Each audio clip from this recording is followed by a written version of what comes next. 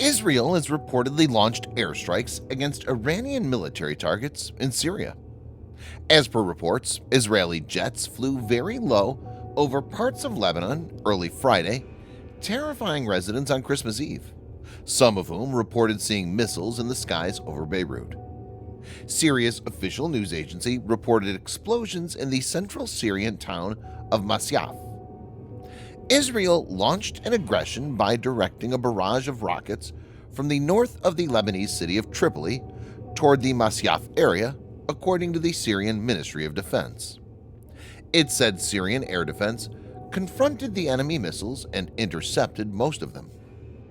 Masyaf is an important military area for Syrian President Bashar Assad's regime that includes a military academy and a scientific research center. Israel has struck targets in the area several times in the past. This video is sponsored by War Thunder. If you are, like us, fascinated by military vehicles and technology, I recommend you give War Thunder a try. It's a military vehicle combat game which you can download and play for free on PC, PlayStation 4, and Xbox One with cross-platform support. It has a huge variety of more than 1,200 playable aircraft, tanks, helicopters, and ships from the 1930s to the 1990s, which you can take to battle on land, in the air, and at sea on more than 80 theaters of war. War Thunder's been kind enough to offer All Defense Updates viewers a special bonus, which will grant you a free premium tank, aircraft, or ship, and 3 days of premium account time for registering using our link in the description below. So take the plunge and join more than 20 million players from around the world.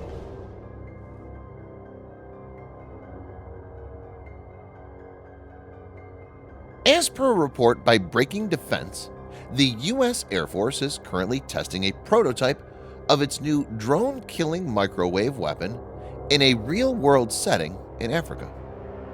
Thor is a counter-swarm electromagnetic weapon the Air Force Research Laboratory developed for the defense of air bases. Viewers may note that Tactical High-Power Microwave Operational Responder, Thor, was first unveiled in June 2019. According to Air Force Chief Scientist Richard Joseph, the system is designed to disrupt and destroy the performance of drones or swarms of drones using high-powered microwaves. The overall cost to develop the technology was approximately $15 million. Drones are no longer just being used as harmless hobby systems. Drone technologies become very advanced and relatively cheap. The conflicts in Iraq and Syria have shown that this kind of capability is within reach of even non-state actors. Thor is being seen as a counter to the drone swarm.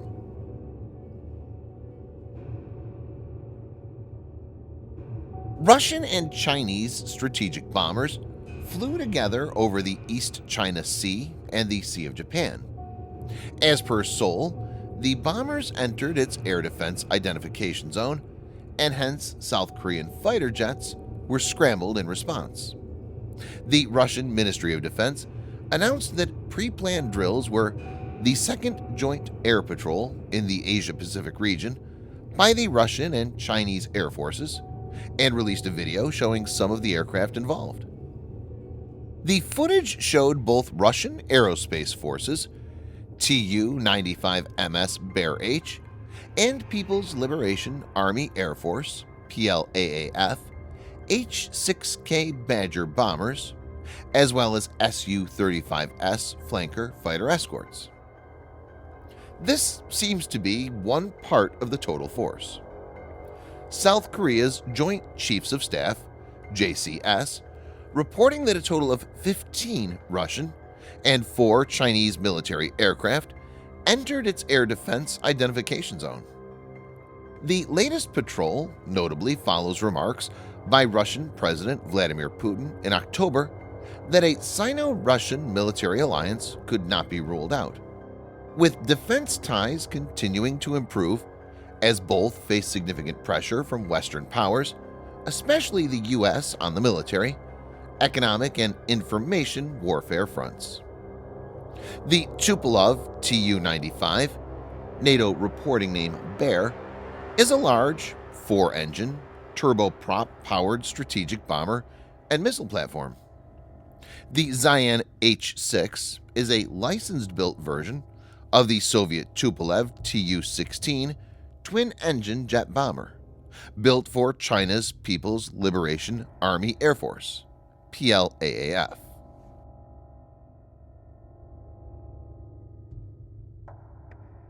Iran has reportedly reinforced air defenses around its nuclear facilities.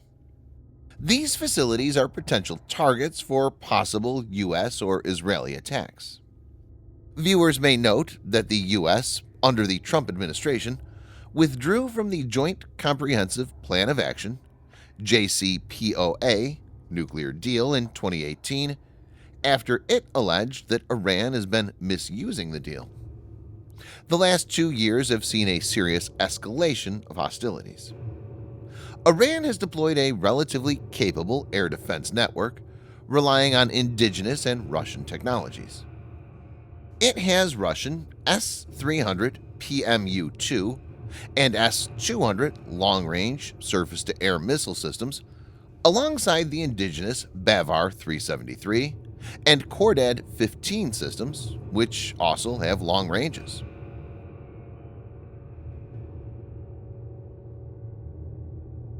China on Tuesday said its military had expelled a U.S. Navy guided missile destroyer sailing near the Nansha Islands, also known as the Spratly Islands, in the South China Sea in a fresh escalation of tensions between the two countries. Beijing said the People's Liberation Army, PLA, Southern Theater Command deployed ships and aircraft to warn U.S. destroyer USS John S. McCain as it sailed through disputed waters of the South China Sea. Lieutenant Joe Keeley, U.S. Navy's 7th Fleet spokesperson, said in a statement, "The PRC's, People's Republic of China's, statement about the mission is false. USS John S. McCain was not expelled from any nation's territory." Keeley added, "The PRC's statement is the latest in a long string of PRC actions to misrepresent lawful U.S. maritime operations and assert its excessive and illegitimate maritime claims at the expense of its Southeast Asian neighbors in the SCS. It's understood that the PLA did contact the U.S. destroyer over bridge-to-bridge radio, asking the American ship to leave. A PLA destroyer also shadowed it during the operation. The U.S. Navy spokesperson clarified that its ship conducted its operation and left on our timeline and was not expelled."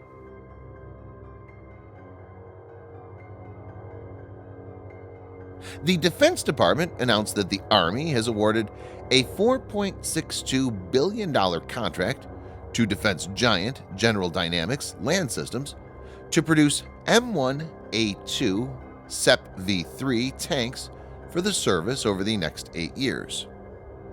Also known as M1A2C, the new Abrams variant rectifies many of the space, weight, and power issues identified during Operation Iraqi Freedom and will be the foundational variant for all future incremental upgrades, according to the Army.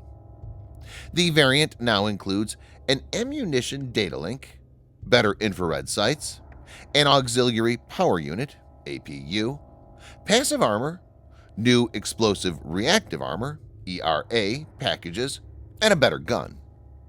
Another significant addition is the Trophy Active Protection System APS. Israeli-made Trophy is fitted on the side of M1A2C. Active or hard kill protection systems consist of sensors that are capable of detecting and tracking incoming anti-tank projectiles. After that, the targeted tank launches an interceptor projectile to shoot the incoming round. This is different from the soft kill approach, which involves jamming the projectile's guidance or confusing them.